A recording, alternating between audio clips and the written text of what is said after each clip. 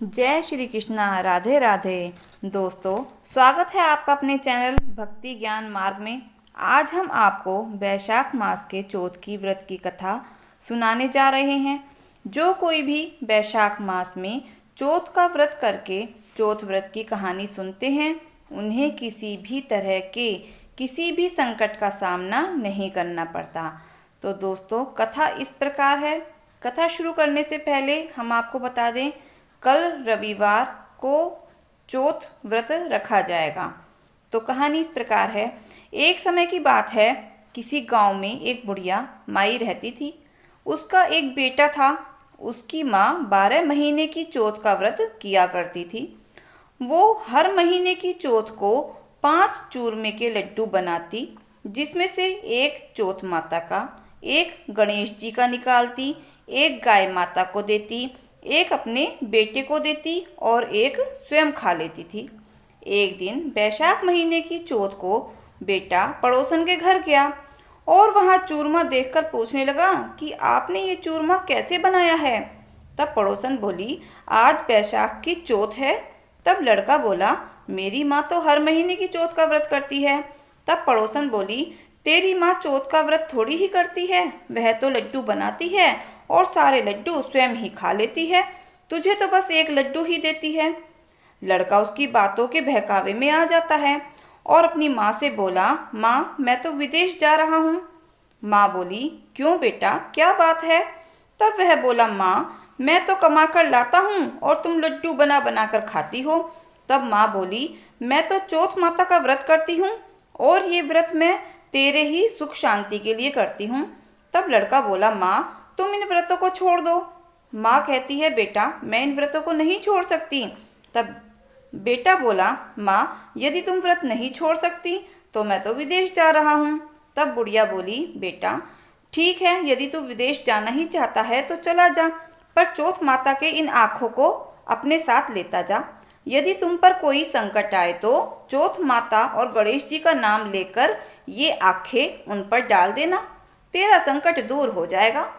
और आँखों को लेकर बेटा चला गया। रास्ते में उसे एक खून की नदी मिली।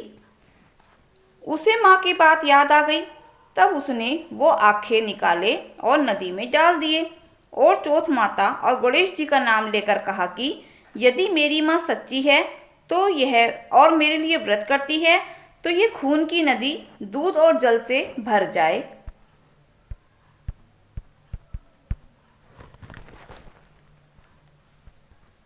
और मेरे लिए रास्ता दे दे। ऐसा कहते ही नदी दूध और जल से भर गई। उसे रास्ता मिल गया। आगे चलने पर भयंकर जंगल में उसे एक शेर दिखाई दिया। उसने चौथ माता और गणेश जी का नाम लेकर उस शेर पर भी एक आखा डाल दिया तो शेर पीछे हट गया। फिर वह आगे बढ़ा और एक नगर में पहुंचा। उस नगर में राजा के यहाँ हर रोज एक मिट्टी के बर्तन का अलावा पकता था। वो अलावा जब पकता था जब उसमें एक आदमी की बलि दी जाती थी, यानी उस बर्तन के साथ एक आदमी को उसमें चिन दिया जाता था। उस लड़के ने देखा एक बुढ़िया माई आटा पीस रही है और रो रही है। तब उसने बुढ़िया माई से पूछा, माई तुम क्यों रो रही हो। तब बुढ़िया माई बोली, आज मेरे बेटे की बारी है। यहाँ गांव में हर रोज हर घर से एक आदमी को अलावे के साथ चिन दिया जाता है। आज मेरे 7वें लड़के की बारी है तो आज मैं उसको मालपुए खिलाऊंगी। सुबह होते ही राजा का बुलावा आ जाएगा। लड़के ने कहा, माँ तुम चिंता मत करो, कल तेरे लड़के के बदले मैं चला जाऊंगा। तब बुढ़िया ने कहा, किसी दूसरे के बदले में कौन जाता है और फिर मैं तुझे क्यों और कैसे जाने दूं, कैसे भेज दूं अपने लड़के के बदले में मैं तुझे। तब लड़के ने कहा, नहीं माँ कोई बात नहीं, मैं जाऊंगा, ला मुझे मालपुए खिला दे तू। बुढ़िया ने मालपुए उसे खिला दिए। लड़का खाकर सो गया। सुबह होते ही राजा का सिपाही आया। बुढ़िया ने उस लड़के को उठाने के लिए बर्तनों की आवाज़ें की और बड़बड़ाना शुरू कर दिया। तभी लड़के की आंख खुली। वह समझकर तैयार हो गया। जाते वक्त उसने अपनी लाठी और कंबल बुढ़िया माई को संभालने के लिए दिया और कहा, मैं आकर ले लूँगा। तब बुढ़िया माई ने कहा, मैं संभाल कर तो रख लूँगी बेटे, पर मैंने तो गए हुए को आज तक वापस आते हुए नहीं देखा है। पर यदि तुम विश्वास रखते हो तो ठीक है, भगवान तुम्हारी रक्षा करे। लड़का चला गया। वहां जाकर लड़के ने चौथ माता और विनायक जी को याद किया और आखे के दाने निकालकर और पानी की घंटी ली और वहां पर रख दी। चारों तरफ अपने डाल दिए। अलावा चिनकर आग लगा दी गई। तीसरे दिन कुछ बच्चे वहां पर खेल रहे थे। उनके हाथ से एक पत्थर का टुकड़ा उछलकर अलावे पर जा पड़ा। पत्थर के पड़ते ही उसमें से बर्तन के टंकर की आवाज निकली। यह बात सारे गांव में फैल गई कि अलावा पक गया। लोगों ने बहुत अचंभा किया कि जो कई महीनों में नहीं पकता था वो 3 दिन में पककर तैयार हो गया। नौकर चाकर भेजे गए। अलावा खोला गया। वहां से पीतल के बर्तन निकले।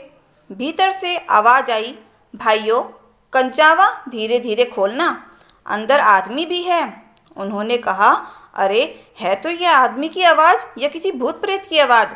तब उसमें से फिर आवाज़ आई, आप डरो मत। आखिर में फिर कंजावा खोल दिया गया। लड़का चौकी पर बैठा हुआ हंसता हुआ निकला। चौकी के चारों ओर ज्वारे उगाए। पानी का कलश भरा हुआ था। राजा के पास लड़के को लाया गया। राजा ने सारा किस्सा सुना। तब लड़के ने बताया, मेरी माँ चौथ विनायक जी का व्रत करती है। उसी ने आते वक्त मेरी रक्षा के लिए यह आखे दिए, पानी का कलश दिया। राजा ने भाग्यवान लड़का समझकर अपनी लड़की का विवाह उससे कर दिया और चौथ का व्रत करने का सारे नगर में ढिंडोरा भी पिटवा दिया। कई दिन बीत गए। राजा के बेटे की बहुओं ने ननद को ताना मारा, बाई जो पेट से निकले हांडी से नहीं। राजकुमारी ने यह बात अपने पति से कही, मैं जहाँ मायका सास जहाँ ससुराल। लड़का भी समझ गया। राजा रानी से विदा मांगी और अपने गांव अपनी पत्नी को लेकर वहां से वह चल पड़ा। गांव के पास पहुंचते ही देखने वालों ने बुढ़िया को खुशखबरी दी कि बुढ़िया माई तेरा बेटा वापस आ गया है। बुढ़िया माई को विश्वास नहीं हुआ तो वहां पर उपले रखे हुए थे। उसने उपलों के ढेर पर चढ़कर देखा तो सच में बहू और बेटा वापस आ रहे थे। वे दिखाई दिए। बुढ़िया ने चौथ विनायक जी को बार बार प्रणाम किया। बेटे बहू ने आकर बुढ़िया के पैर छुए। घर में आनंद छा गया। गांव में भी चौथ विनायक के व्रत का ढिंडोरा पिटवा दिया गया। सब कोई व्रत रखें, कहानी सुने। 12 नहीं तो 4, 4 नहीं तो 2 व्रत अवश्य करें। तो प्रेम से बोलो चौथ विनायक भगवान की जय हो। किसी भी तीज पर, त्योहार पर जब हम कोई व्रत रखते हैं, कोई कहानी कहते हैं, तो हम गणेश भगवान की भी कहानी साथ में ज़रूर सुनते हैं, तभी वो हमारी कहानी पूरी होती है। तो अब हम सुनते हैं गणेश जी की कहानी। एक समय की बात है, एक गांव में सोनू नाम का एक लकड़हारा अपनी पत्नी पूनम के साथ रहता था। वह बहुत ही गरीब था। लकड़ी का गट्ठर बेचकर अपना पेट भरते थे। एक बार उसकी औरत ने गणेश भगवान की कहानी का नित्यनेम लिया। पति रोज गट्ठर लाता और पत्नी रोज उसमें से एक लकड़ी निकाल लेती। गणेश भगवान का पूजा पाठ करती और कहती। ऐसा करते करते उसे 1 वर्ष बीत गया। पूनम नहा धोकर एक एक बचाई हुई लकड़ियों का गट्ठर बनाकर उन्हें बेचने निकल गई। गणेश भगवान की कृपा से उसकी लकड़ियां चंदन की हो गईं। वह राजा के महल से होकर गुजर ही रही थी तो राजा को चंदन की खुशबू आ गई। राजा ने उसको राजमहल में बुलाया और पूछा कि लकड़ियों की क्या कीमत लोगी। तो वह बोली, आप जितना चाहे दे दो, मुझे गणेश भगवान की कहानी का उद्यापन करना है और 5 ब्राह्मणों को जिमाना है। मुझे इतना सामान दे दीजिए। इतना सुनकर राजा ने नौकरों से कहकर सारा सामान पूनम के घर भिजवा दिया।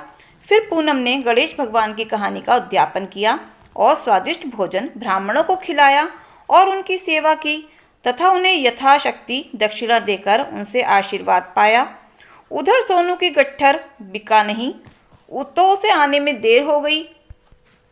इधर गणेश भगवान के आशीर्वाद से उसकी झोपड़ी महल में बदल गई। रसोई में 56 प्रकार के पकवान हो गए। उसका पति सोनू जब गट्ठर बेचकर आया तो उसे झोपड़ी नजर नहीं आई तो वह पड़ोसन से पूछने लगा। पड़ोसन बोली, तुम तो लकड़ियां बेचने चले जाते हो, तुम्हारी पत्नी पीछे से पता नहीं क्या क्या करती रहती है, बाकी तुम जानो और तुम्हारा काम जाने। इतने में उसकी पत्नी आ गई और पति से बोली, यही आपका घर है। पति को तो गुस्सा आ गया और बोला, तुमने चोरी की है या फिर कोई जादू टोना किया है जो अचानक से इतना सारा धन आ गया। तब वह बोली, मैंने गणेश भगवान की कहानी का नित्य किया था और उनकी विधि पूर्वक उद्यापन भी किया। उन्हीं की कृपा से हम पर यह सब हुआ है। आपके गट्ठर में से मैं कभी कभी एक लकड़ी निकाल लेती थी। वह लकड़ियां गणेश भगवान की कृपा से चंदन की हो गई। जब मैं बेचने गई तो राजा ने गट्ठर मांगा। मैंने राजा से उद्यापन का सारा सामान मांग लिया, जिससे मैंने कहानी का उद्यापन किया और ब्राह्मण जिमाए। गणेश भगवान की कृपा हमें प्राप्त हो गई। तब उसके पति सोनू को तसल्ली हुई।